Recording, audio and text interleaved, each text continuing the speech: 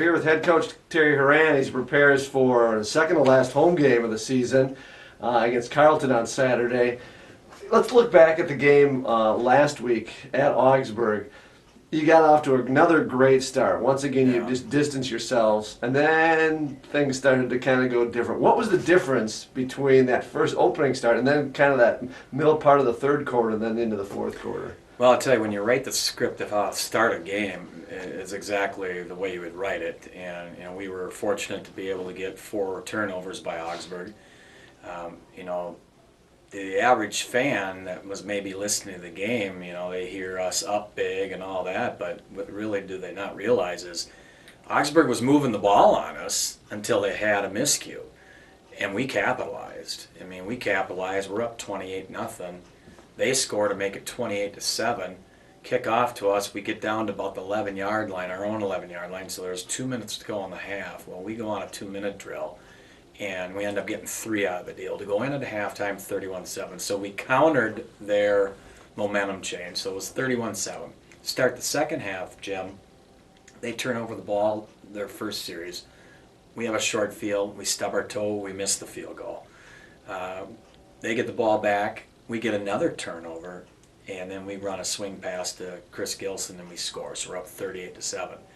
And probably the turning point from us making a play or them making a play, and we start emptying the benches, both sides, was that 4th and 4 play, where Scott hit their receiver in the back corner of the end zone. He laid the ball right over the top.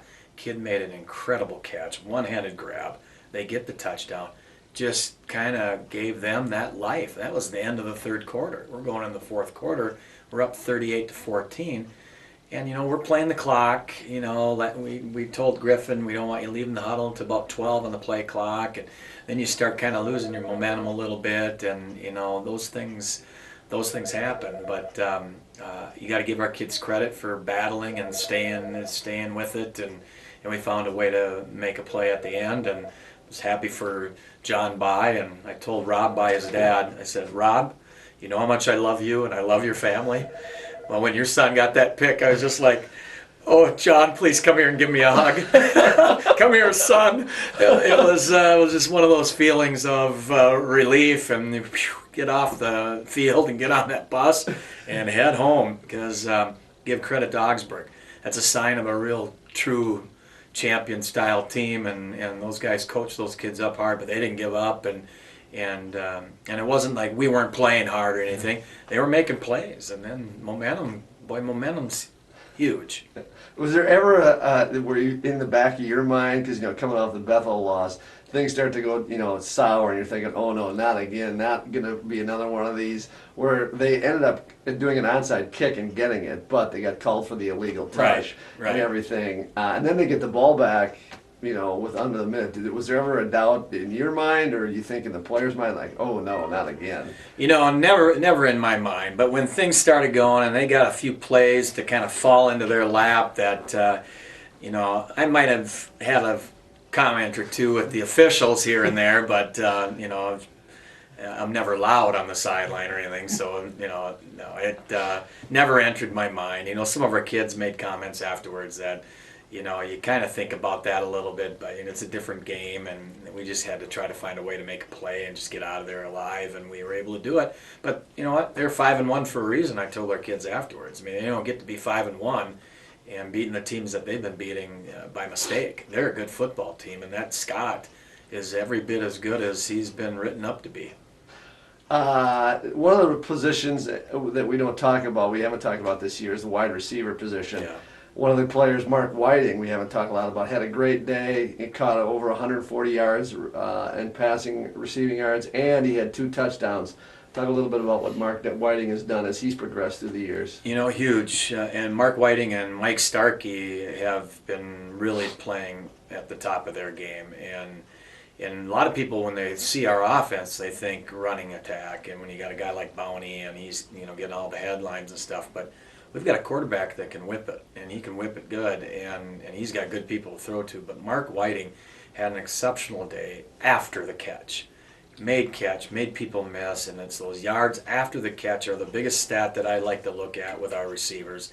and he had a touchdown of 46 and a touchdown of 54, and both of those were yards after catch. He got on top on the first one, got past the safety. Griffin launched it up, and he got about 20 yards after the catch.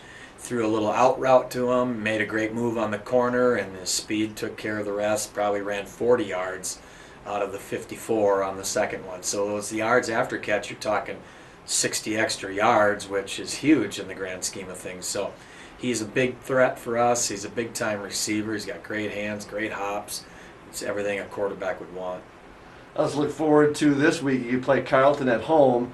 If you were talking to ESPN analysts, they would say they find this game as a trap game because you've got Carleton, but then next week you have St. Thomas coming at home, and with St. Thomas leading the league and being nationally ranked, how do you get the guys to focus on this week and taking care of what's ahead of them instead of looking ahead to the next week game against the Tommies? Yeah, it's a good question, and it's asked quite a bit, obviously, during this week. And our kids are pretty well grounded. We got a bunch of great leaders that have put a lot of time into this, and I know that senior class isn't going to have anybody overlook or look past no one in our league, because anybody at any given time in our conference can beat you.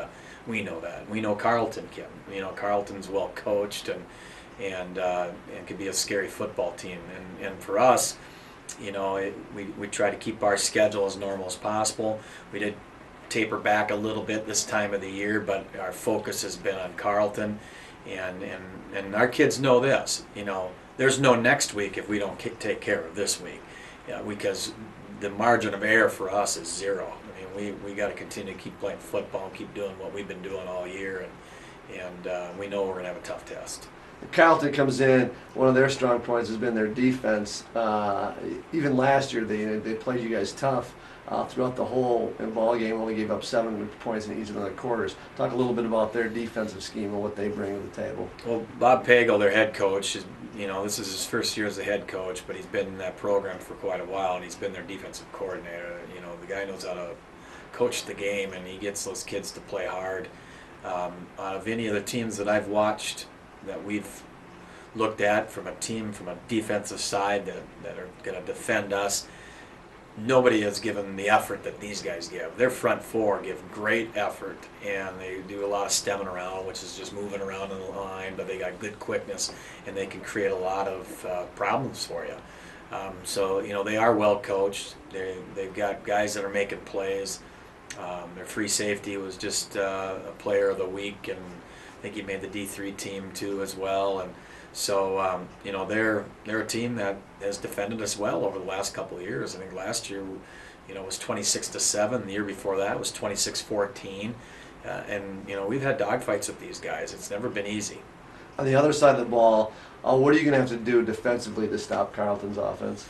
Well, they're a little mixture of both.